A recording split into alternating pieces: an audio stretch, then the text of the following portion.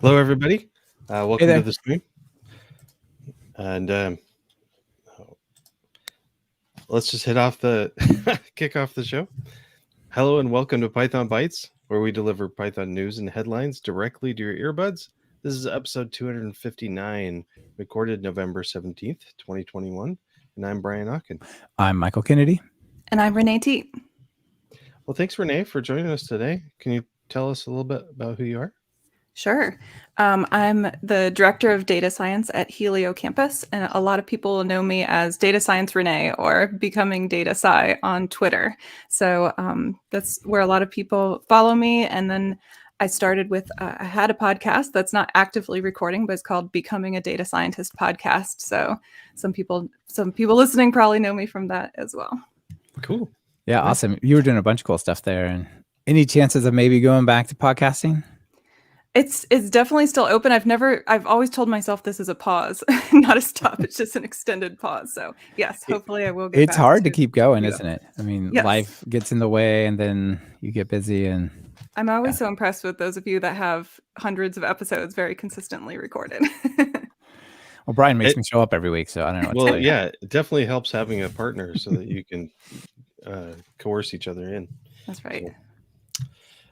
Well, Michael, speaking of partners, shall I kick it off? Something?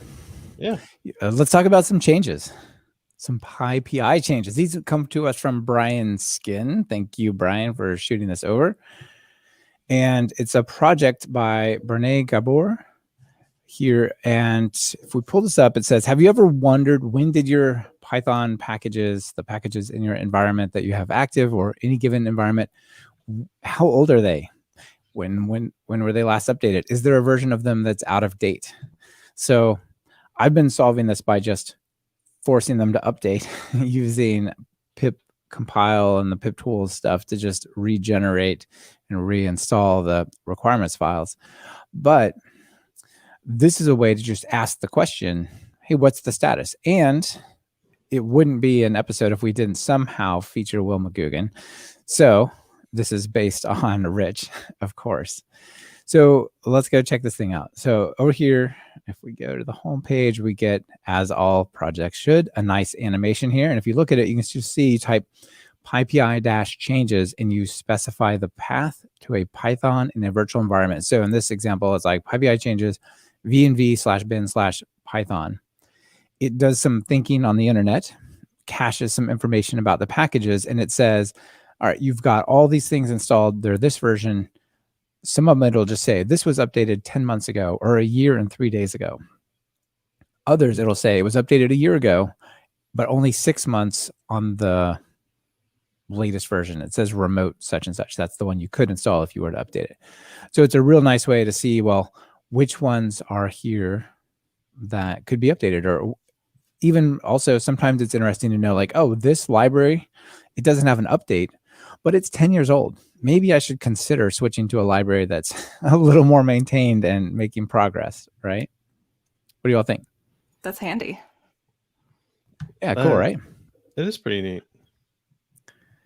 So yeah, I've been playing with this today, installed it, checked it out, even pointed out that, since yesterday, some things changed in one of my projects that I want to keep up to date. So I updated it.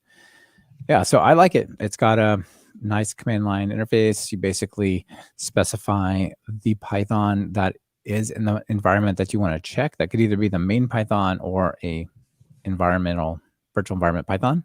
Like I said, you can control the caching because the first time it runs, it has to go get lots of information about each package that's installed, and it's faster the second time. It also has some cool parallelism. So you can say number of jobs, like -- jobs. And by default, it runs 10 downloads in parallel as it's pulling this information in, but I guess you could go crazy there. So anyway, I thought this was pretty cool. It's a nice little thing to have. So I pip-x installed this. It's perfect for pip-x because it doesn't need to be in the project it's testing. It just needs to be on your machine as a command, and then you point it at the environment, different environments, and it gives you reports on those environments. Yeah, I love pip-x too. Yeah. One of the things I want to note, I know a lot of package maintainers it's worth checking things out if it's a really old packet if it hasn't been updated for a long time. But some things are pure Python things that just do a little tiny thing and don't need updated very often. Yeah. So It's not necessarily a bad thing that it's not updated, but it's an indicator of something. Yes, exactly. Let's see. Out in the live audience, Anthony Lister, says, can the changes be exported to a text file? I haven't seen anything about that other than just, piping it into a text file, and who knows what happens with all the color in there, but perhaps. Yeah. Renee, what do you do to manage your dependencies and all those kinds of things? Well, at work, we started using Docker for that. So we have a centralized Docker container that everyone on my team uses, and we make sure we have the same setup in there. So I'm not the one that directly manages it, but that's the solution that we've gone towards to make sure we're all on the same page. Oh, interesting. So you've got the Docker environment that has some version of Python set up with all the libraries you need pre-installed, and then you just use that to run, and that way it's the same. Yep. And then it's also nice because when we kind of move some of our projects into production, we can include that Docker container with it. So it will have whatever version it had at the time. So if for some reason it's not compatible with some later version we upgraded to, it still lives out there with the version of the tools that it had until we have a chance to update everything. Sure. Oh, that's really cool. Mm-hmm.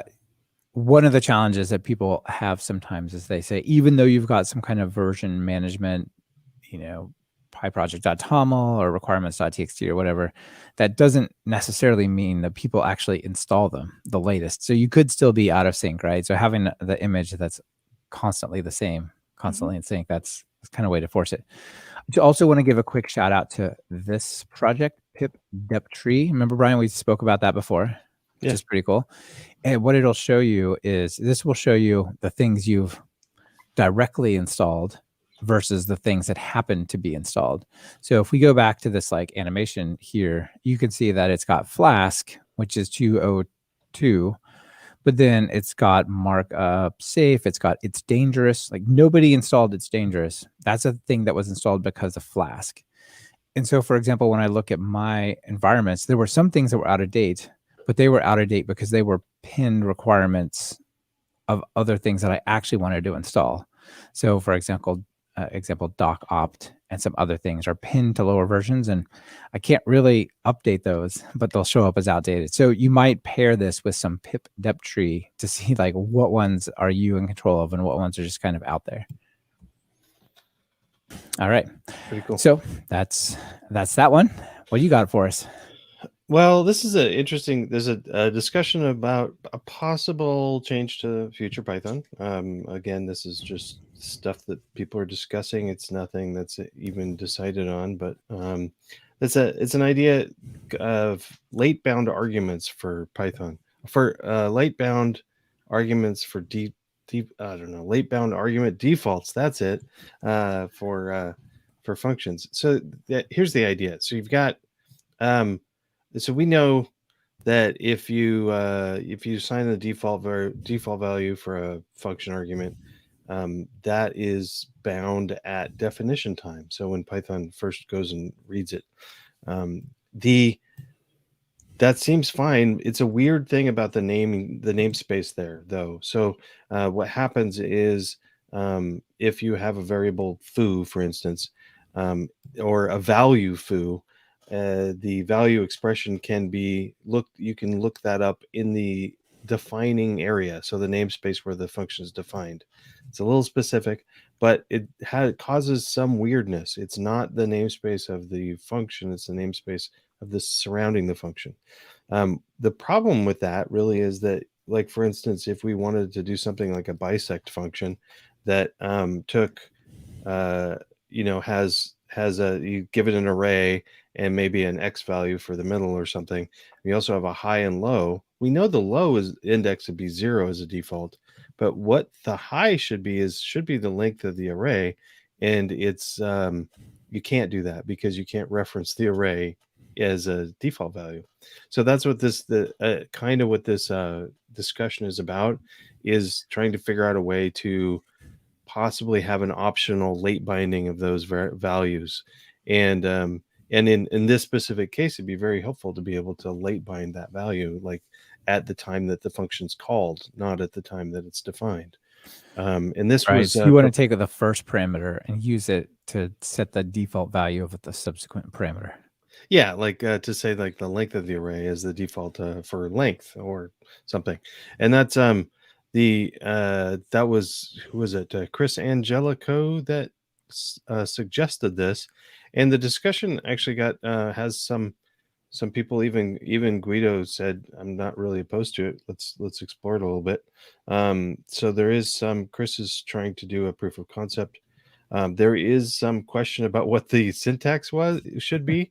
So Chris suggested a equal colon, so like the reverse of the walrus operator, because apparently that's available.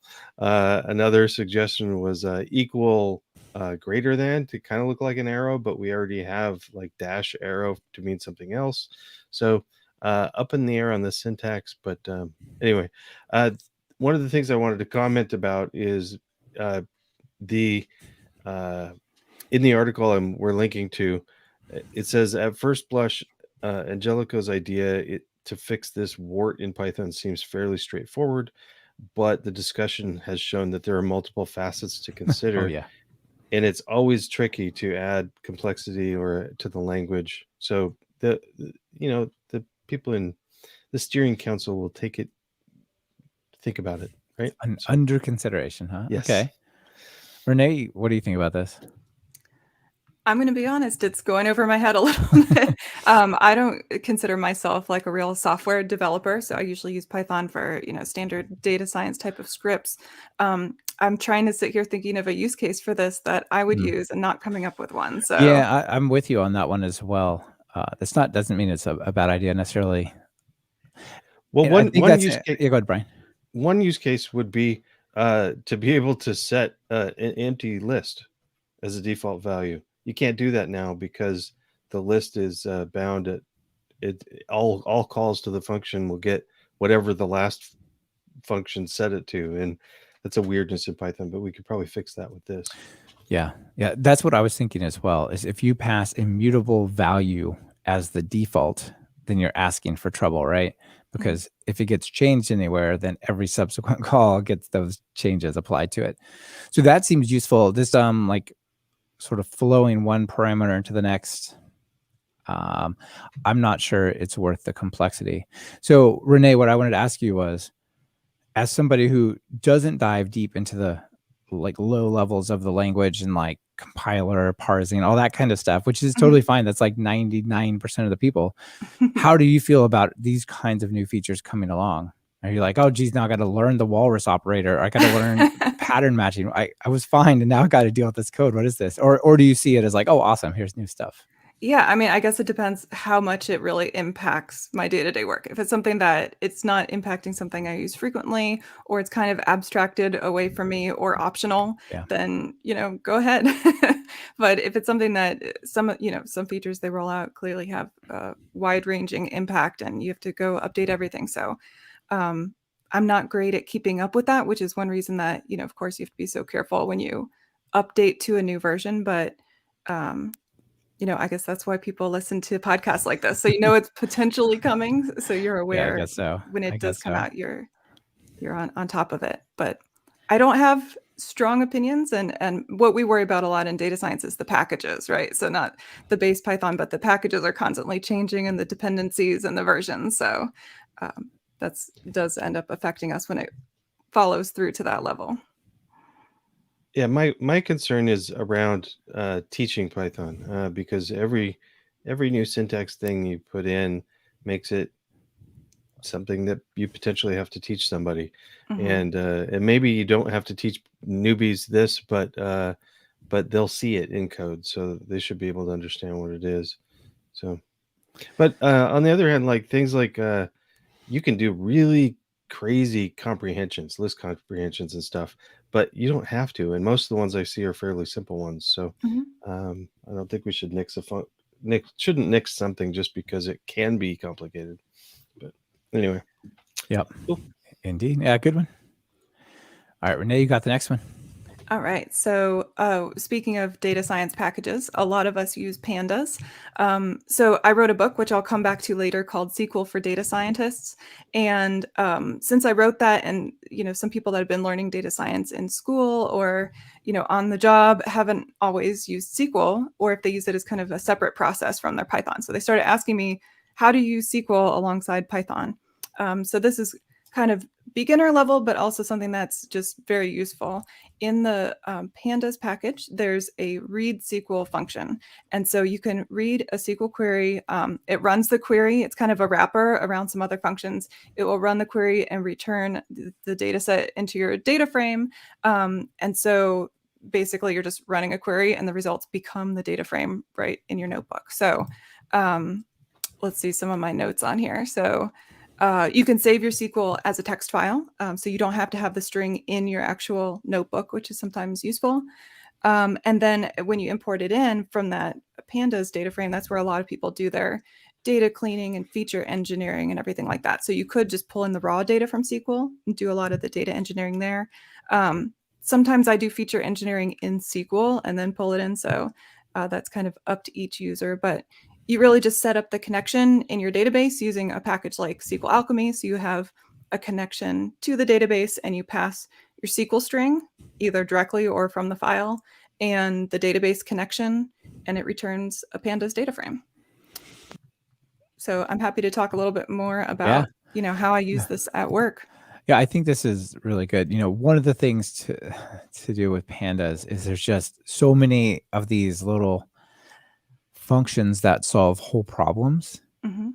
It's like, oh, you could go and use requests to download some HTML, and then you could use Beautiful Soup to do some selectors, and you could get some stuff and parse out some HTML, and then you could get some table information out and then convert that into a data frame. Or you could just say, read HTML table, bracket 0 or whatever, and boom, you have it. Like, knowing about these, I think, is really interesting. So it's cool that you highlighted this one. I actually just, on a side, I'm just literally like in an hour, so probably before this show ships, we'll ship this episode I did with Bex Choitiev about 25 Panda functions you didn't even know existed.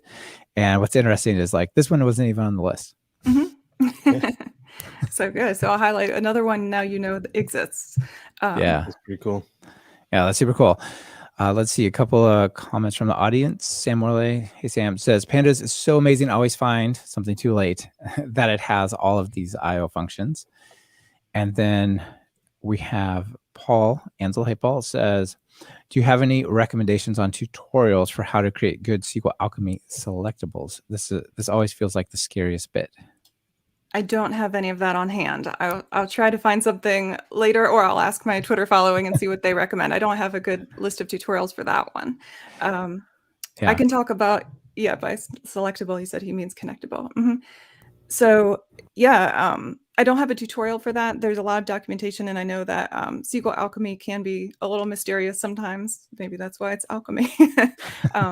But I will try to share that later on Twitter. Yeah, fantastic. All right. And Paul says, read clipboard is pretty great. Interesting. Yeah, very cool. Bunch of different things there.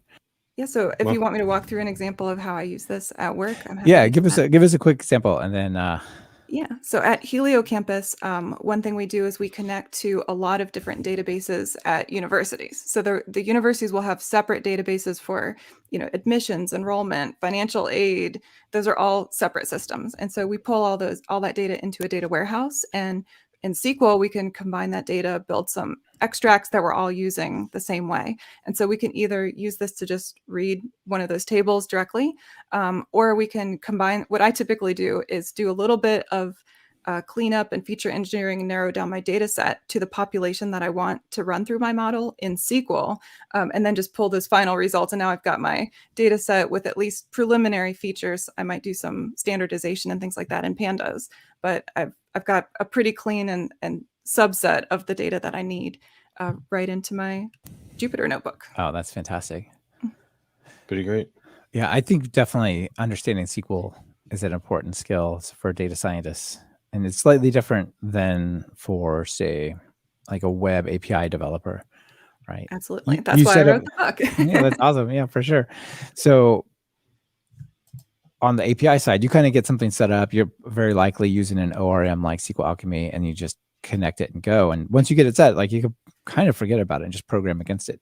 As a data scientist, you're exploring. You don't totally know, right? You're kind of out there testing and digging into stuff and sorting and filtering. And yeah, I think I would say you probably need a better fluency with SQL as a data scientist a lot of times than as a web developer, because I can just use an ORM or ODM and just kind of know what it's doing.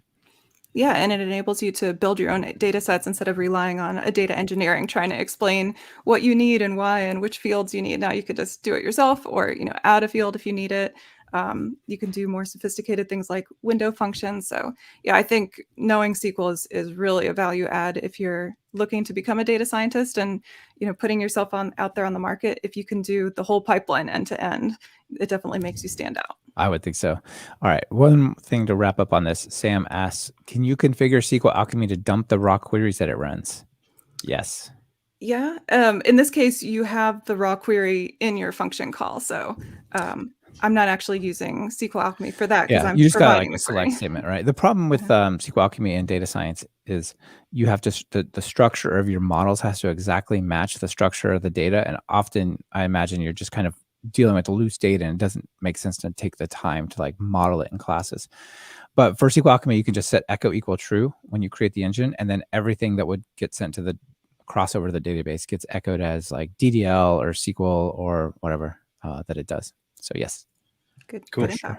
Yeah. All right. Brian, want to tell us about our sponsor? Yeah, I am pleased and happy that Shortcut is sponsoring the episode. So thank you, Shortcut, formerly Clubhouse, for sponsoring the episode. There are a lot of project management tools out there, but most suffer from common problems like it's too simple for an engineering team to use on several projects, or it's too complex and it's hard to get started, and there's tons of options. And some of them are great for managers but bad for engineers, and some are great for engineers and bad for managers. Shortcut is different. It's built for software teams and based on making workflows super easy. For example, keyboard-friendly user interface. The UI is intuitive for mouse lovers, of course, but the activities that you use every day can be set to keyboard shortcuts if they aren't already. Just learn them, and you'll start working faster. It's awesome. Tight VCS integration, so you can update task progress and commits with a commit or a PR. That's sweet. And iteration planning is a breeze. I like that there's a burn down and cycle time charts built in. They just are set up already for you when you start using this. So it's a pretty clean system. Give it a try at shortcut.com/pythonbytes. Yeah, absolutely. Thanks, Shortcut, for sponsoring this episode. Now, what have we got next here? Pyjion. I want to talk about Pyjion. So we already talked about Will McGugan and Rich. So it's time to talk about Anthony Shaw so that we can complete our shout outs we always seem to give over on the podcast. So I want to talk about Pyjion because I just interviewed Anthony Shaw, but more importantly, he just released Pyjion as 1.0. So Pyjion is a drop-in JIT compiler for Python 3.10. Let me say that again, a JIT compiler for Python. And there've been other speed up type of attempts where people will like fork CPython and they'll do something inside of it to make it different. Think Cinder. There have been attempts to create a totally different but compatible one like pypi, pypi. And that's they've worked pretty well, but they always have some sort of incompatibility or something. It would be nice if just the Python you ran could be compiled to go faster if you want it to be. So that's what this is. It uses a PEP whose number I forgot that allows you to plug in something that inspects the method frames before they get executed. And then instead of just interpreting that code, the bytecode as Python bytecode, it'll actually compile it to machine instructions, first to .NET intermediate language, and then those get JIT compiled to machine instructions that then run directly. Works on Linux, Mac OS, Windows x64, and ARM 64. So this is a pretty cool development. That is pretty cool. Yeah. So if we go over here and check it out, in order to use it, it has some requirements. You just pip install Pyjion. That's it. That's crazy, right? And then it has to be on 3.10. It can't be older than that. And you have to have .NET 6 installed. Okay, so that just got released. It's a good chance you don't have .NET 6 installed. But then once you set it up right, you can just say import Pyjion, pyjion.enable at the startup of your app, and then it will look at all the methods and JIT compile them. So if you come down here, like he has an example of a half function that Anthony put up here. And when it first loads, it's not JIT compiled. But after that, you can go and say, if you run it, you can say disassemble this thing, and it'll show you, basically assembly instructions of what would have otherwise been Python code. Wow. It's wild, right? So it's a little bit like Numba. It's a little bit like a tiny bit like Python in the sense that it takes Python code, translates it into something else that then can be interoperated with, and then makes it go fast. So this is all well and good. If you're going to use it on the web, by default, it would be just fine, except if you're hosting it, normally you host it in this like supervisor process and then a bunch of forked off processes. So there's a WSGI app configuration thing you can do as well, somewhere in the docs. I'm not seeing it right now, but you basically allow it to push the Pyjion changes on down into the worker processes, which is pretty cool. And it has a bunch of comparisons against PyPy, Piston, Numba, IronPython, etc., Nutka, and so on. Now, it's not that much faster. It is faster when you're doing more like data science-y things, I believe, than if you're doing just like a query against a database where you're mostly just waiting anyway.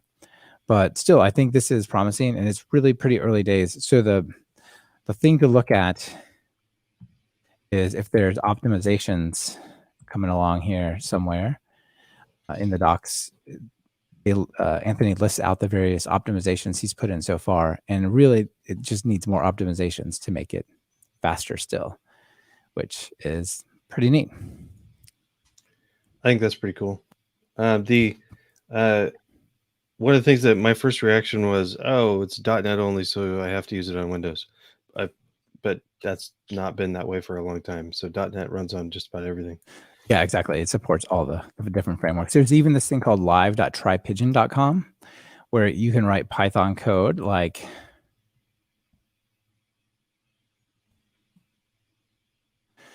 here on the left, and then you can say compile it, and it will actually show you the assembly that it would compile to. And then here's the .NET intermediate language. I guess maybe they should possibly be switching orders here. Like first it goes to IL and then it goes to machine instructions through the JIT, but it shows you all the stuff that it's doing to make this work. And you could even see at the bottom, there's like sort of a visual understanding of what it's doing. One of the things that's really cool that it does is imagine you've got a math problem up here. Like you're saying like X equals Y times Y plus Z times Z, or something like that. Like each one of those steps generates an intermediate number. So for example, Z times Z would generate by default a Python number, and then so would Y times Y, and then the addition, and finally you assign it.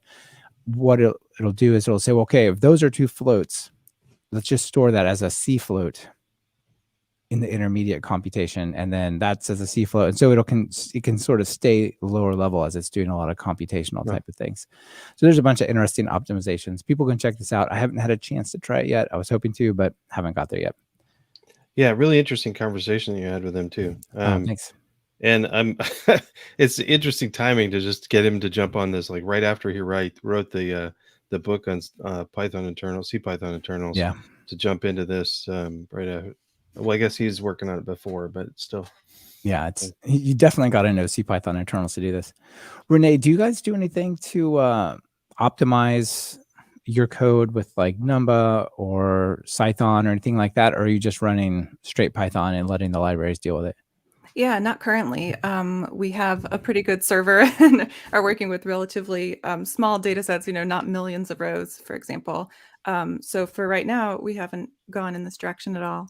I can imagine this would also be really useful if you were a computer science student and trying to understand what's going on under the hood when you run these things. So it's interesting that it's for the people that aren't seeing the visual, you kind of have 3 columns here with the code side by side to kind of get a peek under the hood at what's going on there. But no, this isn't something I've used personally. Yeah. I haven't used it either, but like I said, I would like to. I think it's got the ability to just plug in and make things faster. And really, it is faster to some degree. Sometimes I think it's slower, sometimes faster.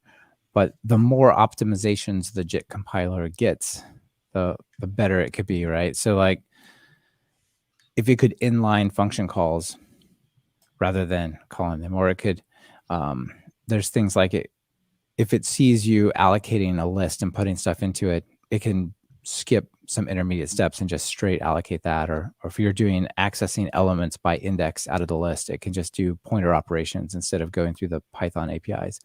There's a lot of hard work that Anthony's put into this, and I think it's pretty cool. Yeah, I haven't tried it. Would like to. Yeah. Cool. Indeed. All right, Brian, what do you got for us? Well, actually, before I jump to the next topic, I wanted to shoe into this last conversation.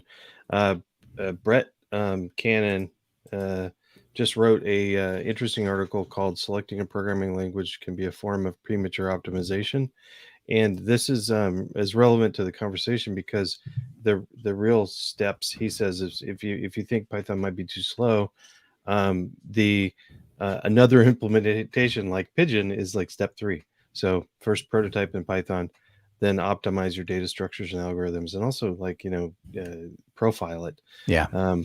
And then try another implementation before you abandon Python altogether. And then you can do some late bindings like language bindings to connect to C if you need to, or Rust. But I think it ties in as like when would I choose pyjion or pypi over CPython? Well, it's step 3. Just to let people know. Step 3, got it. Step 3. I wanted to do something more lighthearted, like use print for debugging. So I love this article. I am guilty of this. Of course, I use debuggers and logging systems as well, but I also throw print statements in there sometimes, and I'm not ashamed to say it. So Adam Johnson wrote tips for debugging the print, and there were a couple that with print, there were a couple that stood out to me. I really wanted to mention because I use them a lot. Even with logging, though, is use debug variables with f strings and the equal sign. So this is brilliant. It's been in since 3.8. Instead of typing like print widget equals and then in a string and then the widget number or something, you can just use the f strings and do the equal sign, and it interpolates for you, or it doesn't interpolate. It just prints it for you. So it's nice. I like that. The next one is I love this. Use emojis. I never thought to do this. This is brilliant. Throw emojis in your print statements so they pop out when you're debugging. Yeah, this is cool. I started using emojis in comments. Oh, okay. Comments, nice. Yeah, so I'll put like the different emojis mean, for me, I was doing some API stuff. So like, oh, this is the read-only method here of an API. So I'll put a certain emoji up there. And then this is one that changes data. So I'll put there. Here's one that returns a list versus a single thing. So I'll put a whole bunch of those emojis and stuff. Yeah, I used to do like a whole bunch of plus signs because they're easy to see. Yeah, but an emoji would be way easier to see. It's way more fun, man. Yeah. I do this as well. I print all the time for debugging, especially in Jupyter notebooks, because you don't always have the most sophisticated debugging tools in there, but being able to print and see what's going on as you go through each step of the notebook. And emojis are a great idea for that because it's so visual as you're scrolling through. You want to like they're showing there the X and the check mark emoji. I like that for my little to-do list in the comments that I leave for myself. I thought so. I've done that as well. It's cool. Chris May out in the audience just put a heart sign smiley face emoji as a response to this. Love it. Last thing, he's got like 7 tips. The last tip I wanted to talk about was using rich and or specifically rich.print. or pprint. So for pprint, you have to do from pprint install pprint or something, or unless you wanted to say it twice with pprint.pprint. But it's pprint stands for pretty printing. And the gist of this really is that structures by default print horribly. If you just print like a dict or a set or something, it looks gross. But rich and pretty print make it look nice. So if you're printing with those and debugging, use that. So yeah, that's great. Yeah, there's also exception handling stuff in there for it, and there's a lot of that kind of debugging stuff in Rich. Yeah, printing exceptions is great with that.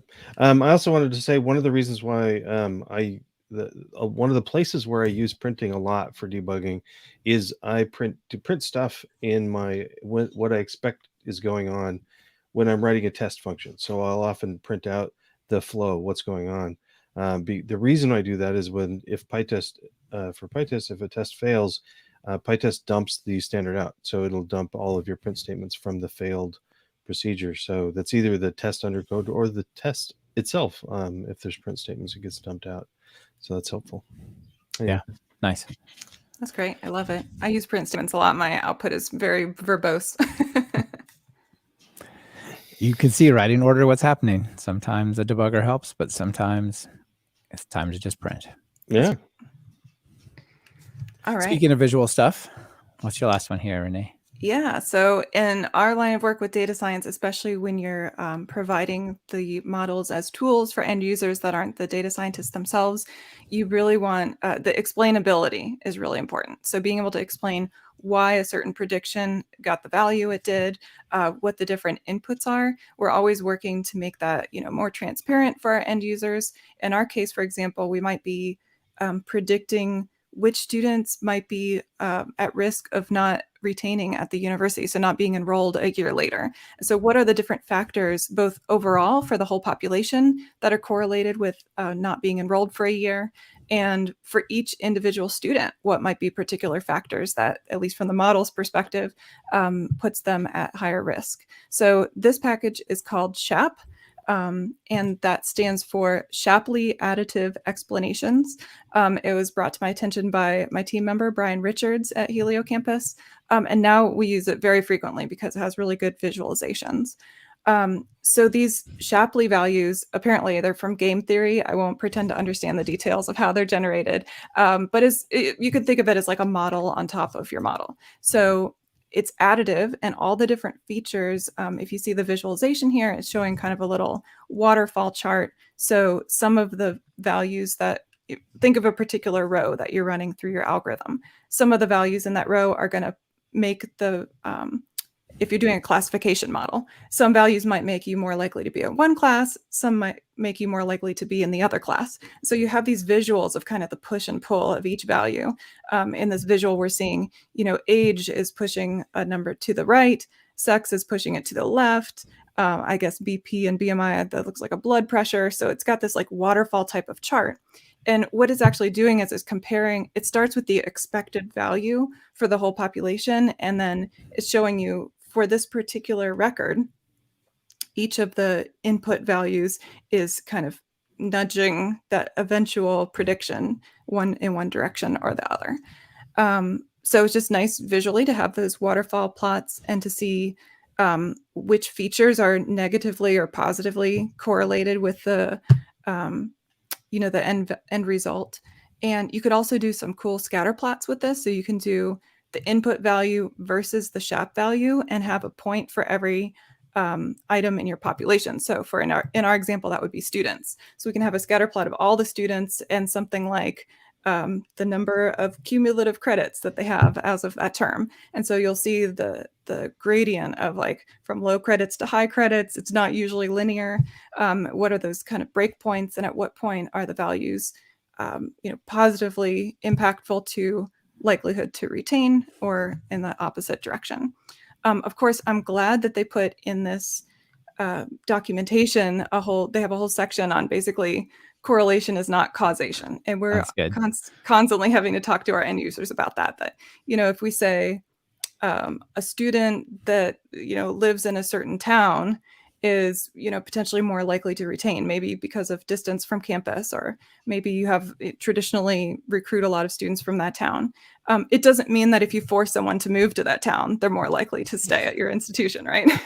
So correlation is not causation. And I'm going to switch over here to the visual, to something called a beeswarm plot that you can output this right in your Jupyter notebook, which is really handy when you develop a new model. And I'll try to describe this for people who are listening to the audio. It has along the x-axis a list of features. So you've got, in this example on their website, age, relationship, capital gain, marital status. And then you see a bunch of dots going across horizontally. And there's areas where there's little clusters of dots. So what this is showing is the x-axis is the SHAP value. So what this SHAP package outputs. So you can see visually across, what is the spread of the impact of this value. So if each dot is a person, in this case, you see people all the way to the right, whatever their age was, positively impacted their eventual score. People all the way to the left, their age negatively impacted the score. And then each dot is a color that ranges from blue to red. So the blue ones are people with low age, and the red ones are people with a high age. So you can see here, basically the higher the age, the more positive their eventual prediction. So it's just an interesting way to get both like a feature importance and see the distribution of the values within each feature. So it's just really helpful when you're doing predictive models, both for evaluating your own model and then eventually explaining it to end users. So would a wider spread mean that the feature is more useful, or does it have any? Yeah, especially if you can see a split in the numbers there. So you see in this example, relationship, you've got all the red ones to the right and all the blue ones to the left. That means that there's, a clear relationship from this relationship field with the target variable. So there's Okay. a clear split where, the low values are on one side and the high values are on the other side. And then, the spread means that if there's not a good example here, but sometimes you'll see like two bee swarms spread apart with nothing in the middle. So that's when you have a really clear spread of the, high impact group versus the low impact group. And if it's more narrow, that's less of a important variable. So you see, if you look at the one that's sorted by max, here we go, absolute value of the SHAP value, the ones near the bottom for the population have impact impact. Now there might be one person in there where that particular value was like the deciding factor of which class they ended up in, but for the population as a whole, there's less differentiation across these values than across the ones near the top of the list. Yeah, this is cool because that visualization of models is very tricky, right? And it's something like knowing why you got an answer. This looks very helpful. Yeah, it's really useful. And the visuals are so pretty by default, but then you can also pull those values into other tools. So for example, so for each feature in each row, you get a SHAP value. So you can write those back to the database and then pull those values into another tool. Like we use it in Tableau to highlight for each student, what are those really important features, either making them, if you're not making them, it's not causation, but, correlated with their more likely to retain or less likely to retain. So we might say, well, for this student, their GPA, that's the main factor. Right. Their GPA is really low. Students with low GPAs tend not to retain. And so when the end user's looking at all of their values in, in a table or some other kind of view, you can use the SHAP value to highlight. GPA is the one you need to hone in on. The student is struggling academically. Right. Try to help them get some help with grades, for example. Cool. Yeah, this is a great find. Neat. Indeed. Brian, that brings us to the extras. Got any extras for us? I do. I've got one that was just a quick one. Let's see. Pull it up. Matthew Feigart mentioned on Twitter that pip index is a cool thing. And I kind of didn't know about it. So this is neat. So pip index is just something you can take pip index, well, specifically pip index versions. So pip index does a whole bunch of stuff, but pip index versions will tell you if you also give it a package. It'll tell you all the different versions that are available on PyPI and which one you have and which, if you're out of date and stuff. But so for instance, if you're thinking about upgrading something and you don't know what to upgrade to, you can look to see what all is there, I guess. Or you want to roll it back. You're like, oh, this version is not working. I want to go back to a lower one. But if you're on 2.0, I say, it's not 1.0. What is it, right? What do you go back to? And so this will list all the available versions. Basically, this is a CLI version of the releases option in pypi.org. Right, and that's not it's not obvious how to get to on PyPI, but I know you can get to it. You can see all the releases, but by default it doesn't show those. So this is pretty quick. Yeah, pretty neat. Good one. Renee, how about you? Some extras? Sure. I wanted to make sure to mention my book. So just published and just out in Europe this week, actually, as a paperback, but it's been out since September in the US. SQL for Data Scientists, a beginner's guide for building data sets for analysis.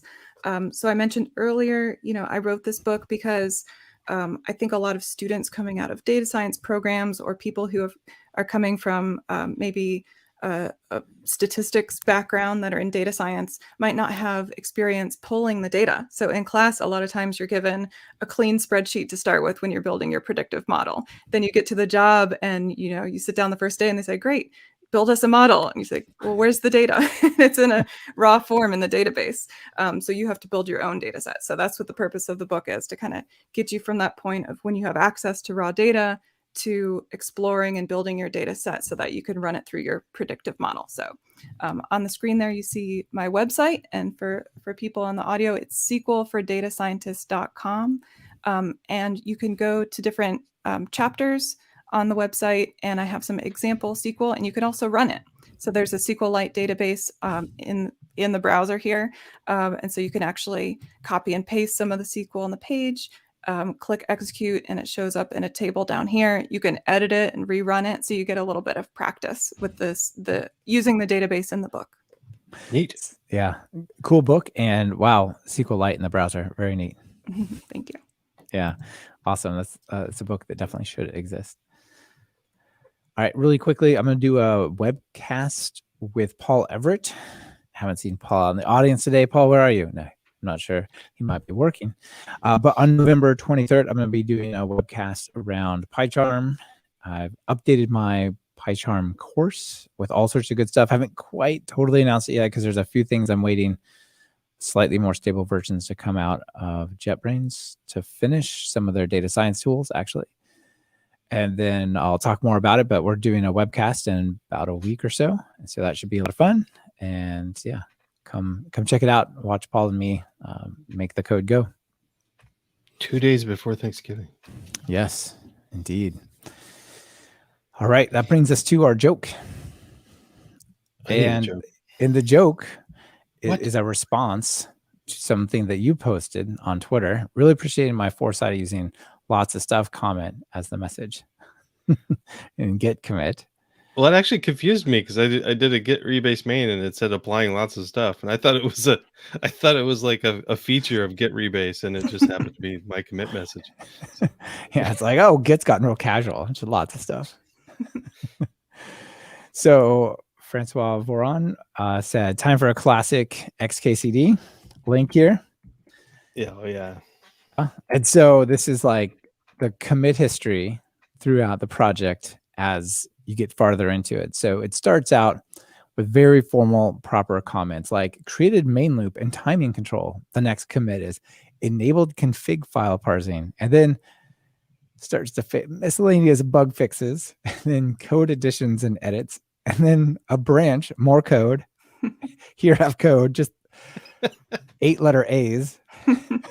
It comes back with screaming. Exactly, just ADK, FJ, SLK, just a bunch of home row. And then my hands are typing words, and then just hands. And the title is, as a project drags on, my git commit messages get less and less informative. We've all been there, right? Yeah. Yes. It happens to me with branch names too, because if I'm working on one feature and pushed part of it, and then I go and I'm still working on it. I like to use a new branch name, Yeah. and I can't. It's hard to come up with good branch names. For I'm future. branching. Exactly. I try to be more formal on the branches, at least so I know I can delete them later. And so when I'm working on projects that are mostly just me, I'll create a GitHub issue and then create the branch name to be like a short version of the issue title and the issue number. So then when I commit back in, I can just look at the branch name and put a hash that number, and it'll tag it in the commit on the issue in GitHub. Yeah. If I'm working with someone like a team, I might put like my name / branch name. And then actually in some of the tools like SourceTree, you have like little expando widgets around that on the branches. So you can say, these are Michael's branches and these are Renee's branches and so on. Yeah, we got into the habit of doing that too. It helps a lot to see right up front, whose branch is this? Yeah, it can get out of control, right? Mm-hmm. All right, a couple of follow-ups, Brian. Anthony says, the book looks great, Renee. I'll check it out. Great, thank you. Chris May likes it as well. It's a great book idea. Glad you like it. Especially when I keep working long after I should have gone. No, this is the joke. This is me, especially after I keep working long after I should have gone home. Yeah, absolutely. And Sam, oops, forgot to stage this as a common message in my repositories. Nice. Indeed. So cool. It was a fun episode. Thanks, Renee, for coming on. Yeah, thanks for having me. It's fun. Don't get to dive into Python too often. I'm using the same type of things over and over, so it's nice to see what's new and what's on the horizon. Awesome. Yep. Thanks, Renee. Thanks, Brian. See y'all. Bye.